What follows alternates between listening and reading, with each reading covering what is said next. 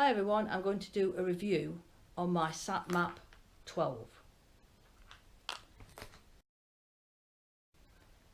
It's really useful and it's sturdy, and you can use it with your gloves on because of these big chunky buttons.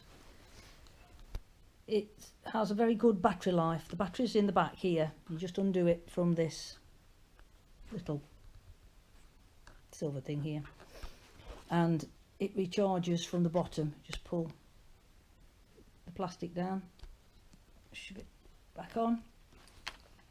So it's really sturdy, really nice size for me. It's a bit big probably for some people, but I can't see without my glasses on to read, so I find that I can use this a lot without my glasses because of the big screen. If I want to go into fine detail or want to read some of the little writing on it, then I have to put my glasses on, but it saves me having to keep getting my glasses in and out when you're walking, which is not really very easy sometimes, especially if you're in rain or mist or fog and stuff. It's not really good when your glasses all steam up. So this is really good for me. I find the satmap very useful, and I wouldn't go anywhere hiking wise without it. I take a map as well, just to be on the safe side. Comes with a strap for you to carry it round your neck, which I found that very handy, and you can clip it to its case. This is its case, and that's where it clips to, and you fit it inside, so you can just pull it out of its case and have the case hanging at the side of it. This fits on to my rucksack, so I can have that on the strap of my rucksack. I have lots of maps.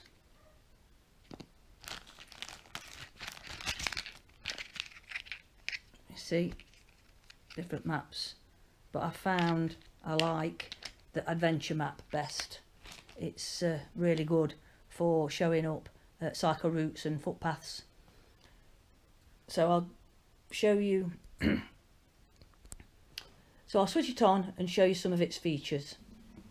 The satmap has nice chunky buttons to use with your gloves.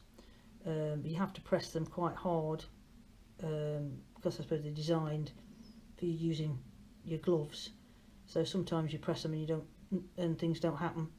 And this one scrolls through the different menus, and this is the map menu, and you can load different maps. You've got your compass, so you can follow a compass setting if you wish. This is data that you've already recorded and you want to share, so this is all for sharing. This is your satellites, and I'm inside, and I'm still getting in a really thick walled building, and I'm still getting satellite signal. I got satellite signal in the thick woods yesterday. You get all the Russian ones as well, so it's really good. This is your map screen, and at the minute, there it is, it's coming on now. It was on the basic, and this specific map is an adventure map, and it's really good because it shows all the little trails. It don't the other maps show more the terrain, so you've got, like you would see on a OS map, all your little lines to show you how steep it is, but this one I found that I get on better with this one because it shows me all the little paths, no matter how tiny they are. If you saw where I went yesterday, I've got a video of my walk yesterday. If you look at that, you'll see that I was going through heavy woodland and trying to find little tiny paths and they was on this map. So I'm really pleased with this, and this was not as expensive as some of the other maps. And this is your positioning info, so it will tell you your coordinates for your map.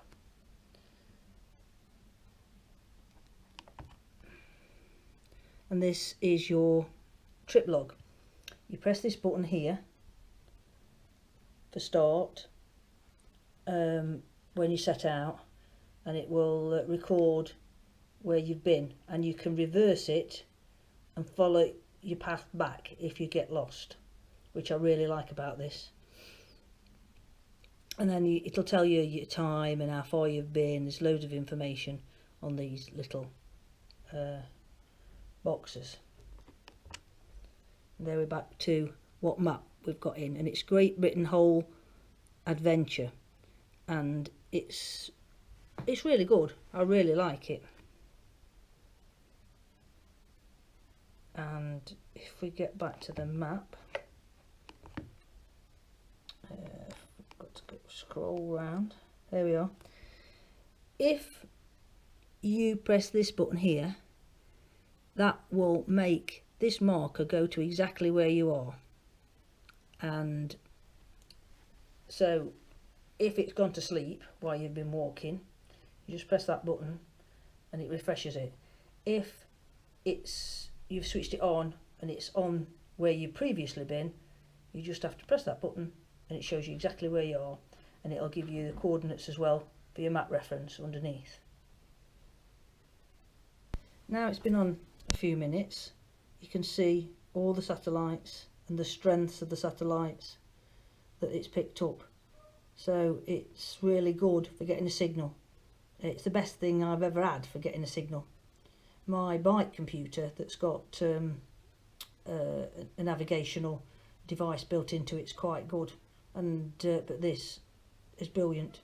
I've never not been able to get a signal with it, even in thick fog going up Higator.